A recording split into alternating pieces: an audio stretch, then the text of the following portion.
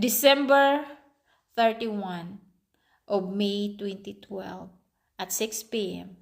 Ningon ko sa akong mga amiga, my doors of opportunities are open. So of course wala to nila gisod sa ilang auto kay umpun sila kasabot adto nga unsay ni open, pero deep in my heart na ini open.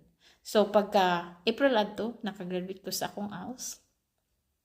Pagka May nilayas ko sa akong amo. Ningon ko now or never. Pero giuli na akong usa ka nako ka month nga sweldo adto. Pagka June, naminyo ko og Amerikano nga katong ka-chatmate nako. Dayon, pagka August, nag-enroll ko sa caregiver diha sa Mandawi while waiting for my paperworks. Pagka December, nibalik ang akong bana. Gida ko niya sa Manila adto kay wala lang mautong time po niya nakasakay kog eroplano for the first time.